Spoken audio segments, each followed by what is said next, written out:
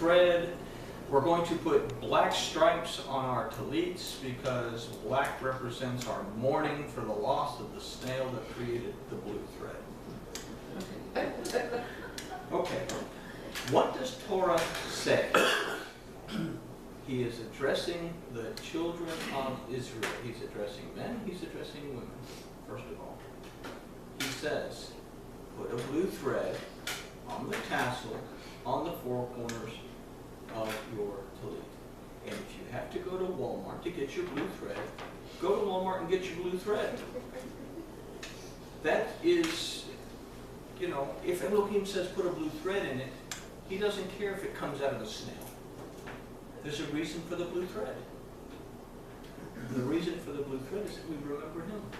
We remember the Shekinah. So we've taken something and we've removed it. The rabbis removed it. It became takanot, it became halakha. And we didn't know any better. We don't have the snail. We don't have this. But Torah says specifically, hey, it doesn't make a difference. Put the blue thread in.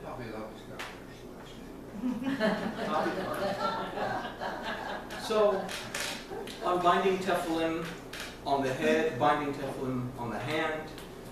It says, you know, keep it as frontlets between your eyes and on your hands. Now, a lot of people don't bind tefillin because tefillin are prohibitively expensive.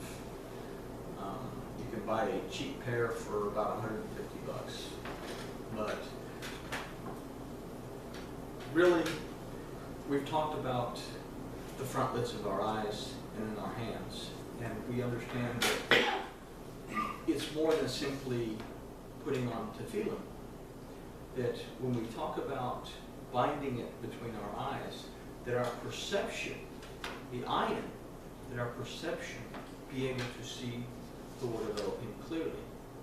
And when we bind it on our hand, that we understand that yad, which means hand, means strength, means power, that it's not in our power and strength, but in the power and strength of the yod, which is the 10th letter of the Aleph Beit. It represents what? It's the smallest letter of the Aleph Beit. No letter begins without the yod. Every letter ends with the yod. It is the first and the last mark of every letter that comprises the middle. So if we take that, the first letter being Aleph, the last letter being Tav, the middle letter being Mem, we have what? Emet, which means truth. So Yod represents truth, that it created all the letters, and that by the power of the Yod, everything came into being. It represents the power and the ability of Elohim. So what am I saying when I bind it on my hand?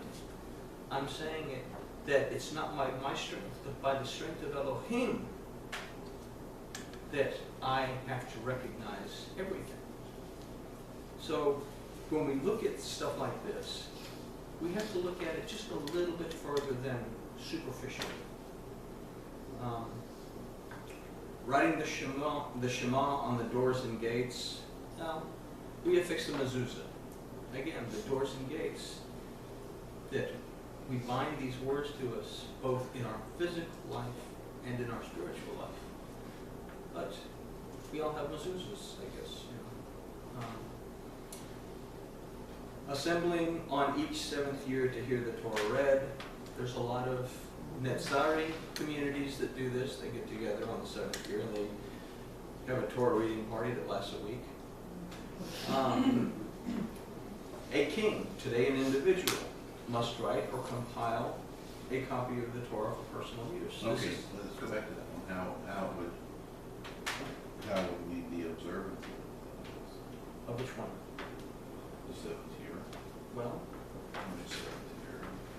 Since the calendar's got them messed up.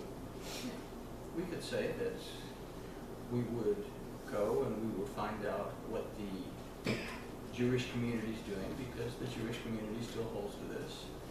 Find out where they are in their calendar.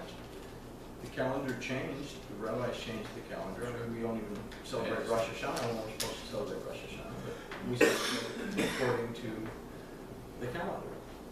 So we would just keep up with it that way. Go on to Find a Kara Wright website. They keep up with it, and they do it every year, or every 7th year. So that's something that we look into. Say, hey, where are we at? And if we want to sit around and read the Torah for however long it takes to read the Torah, I think we have enough fun on when we roll the Torah back. So I'm Simchat Torah. But saying it Well, yeah, good. And, yeah. You sure? Yeah. Certainly the practicality of the day, people didn't own individual tools. Yeah.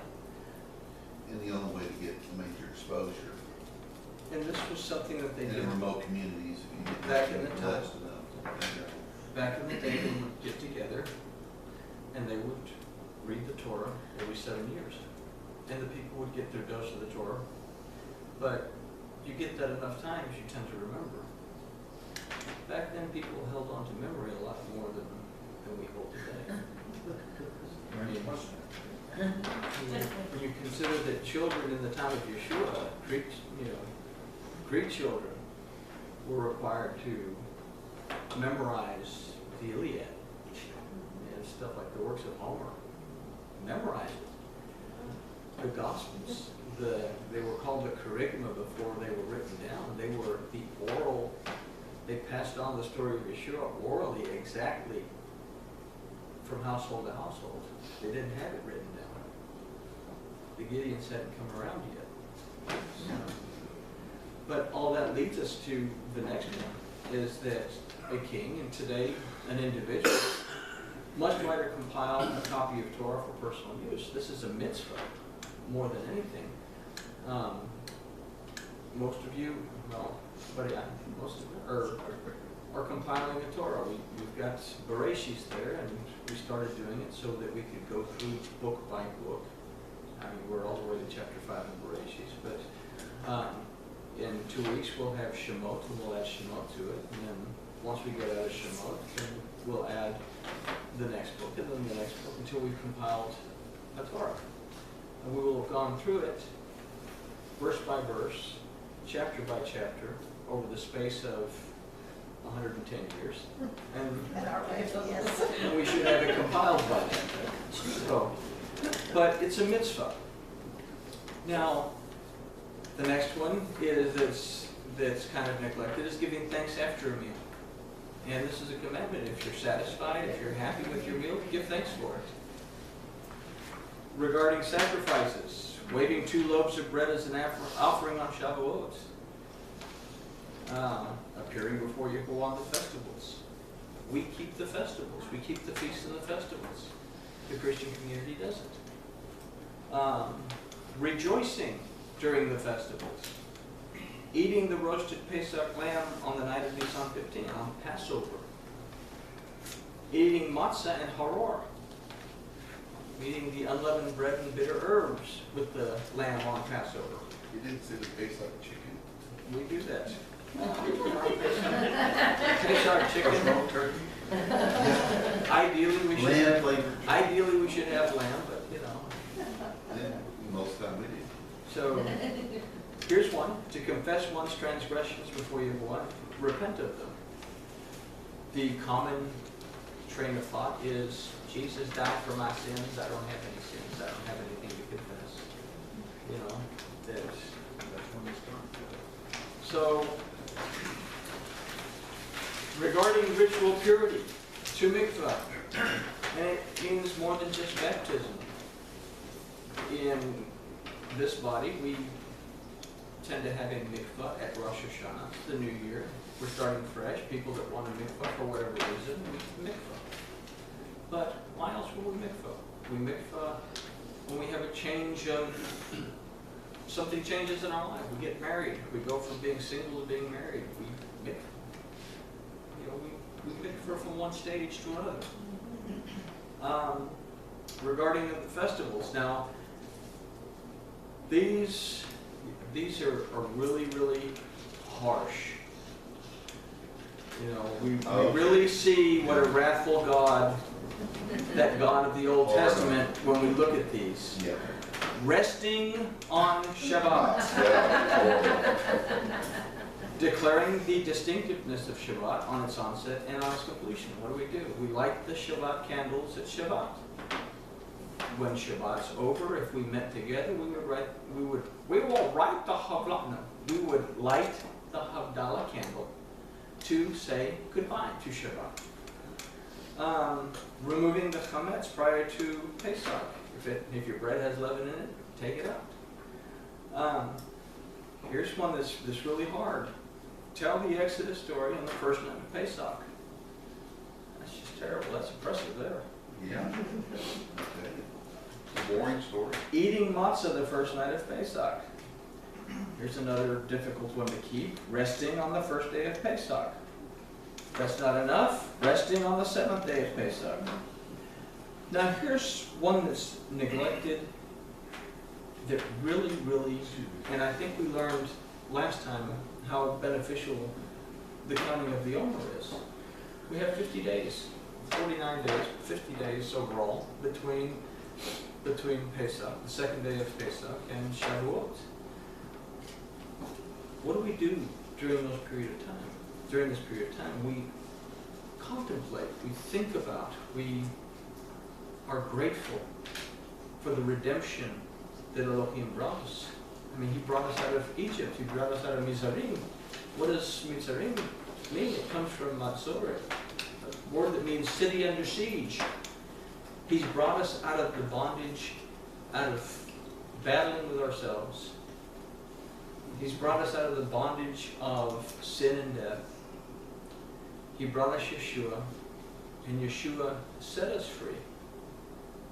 So we're contemplating this during these 50 days, thinking about it. What is the Omer doing? It's nourishing our soul. That when we come to Shavuot, we're ready to receive. What happened at Shavuot? The tablets of the Torah were given to Moses. What else happened at Shavuot? The Ruach descended. Okay? It's interesting that the Ruach descended on 120. There was 8 people that went into the ark.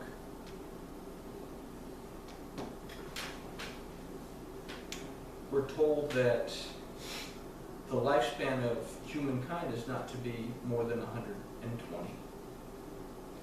We have a numerical value in Sukkot, or in Sukkah, well, we'll get to that in a minute, that is 120 in Samech. So, our What's lives... the time of the 8th? Huh? What's the time of the 8th there, you said? The 8th that went into the ark. We also have the Samech ties into 120. Okay, ties into that.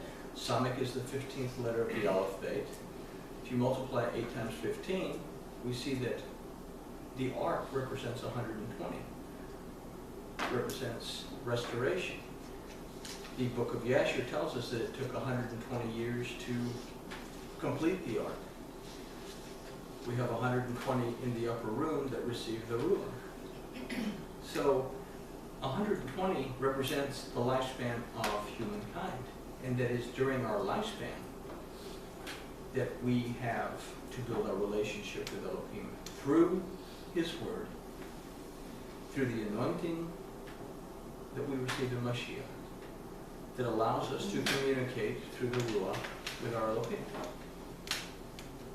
I lose everybody? Maybe? No? Okay.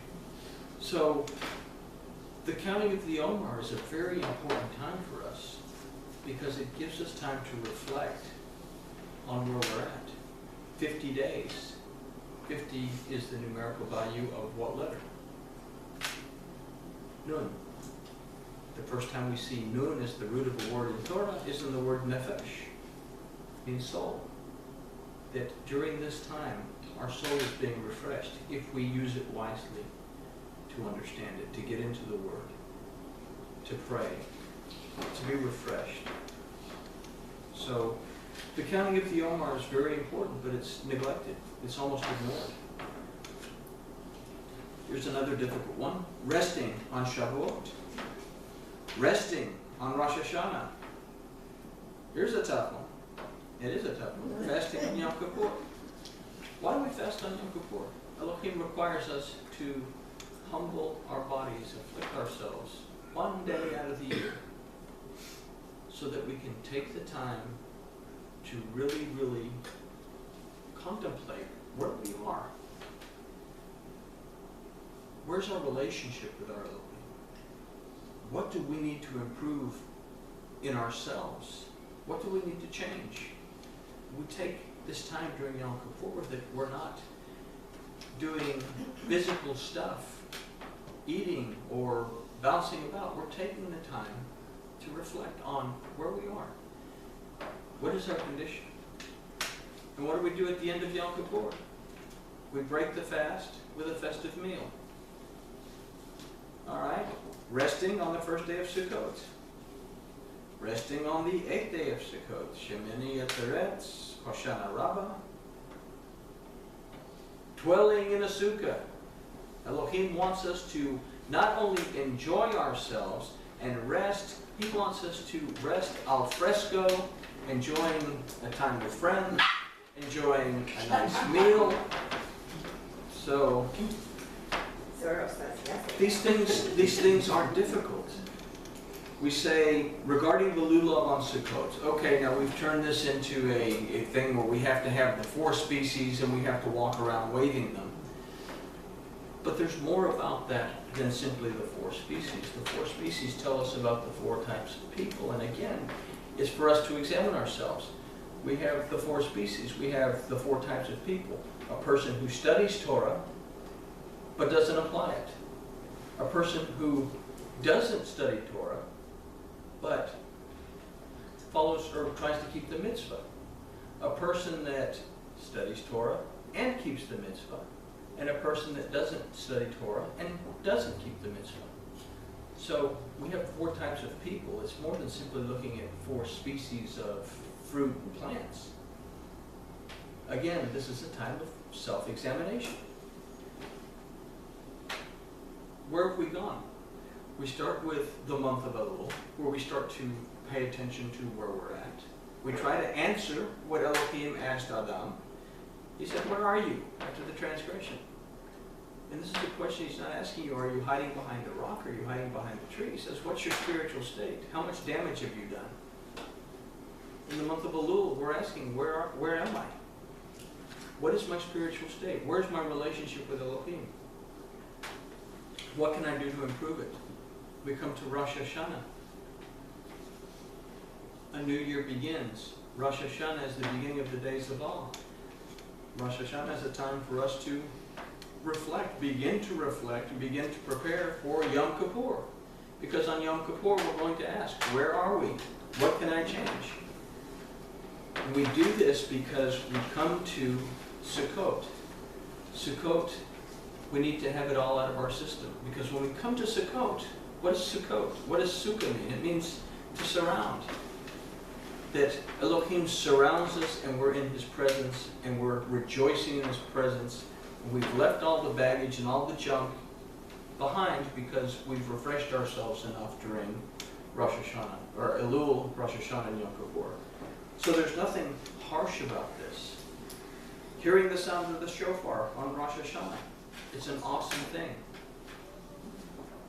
Regarding the dietary laws, regarding the dietary laws will cause the door to knock. So, we have regarding the dietary laws, what's it say? Not to eat any unclean animal. Howdy, howdy. Good to see you. Me too. Now we regard the dietary laws, and we have chapter 11 of Leviticus tells us about the dietary laws. Don't eat this and don't eat that. But we have to look a little bit a little bit more into the dietary laws to have an understanding of what's going on.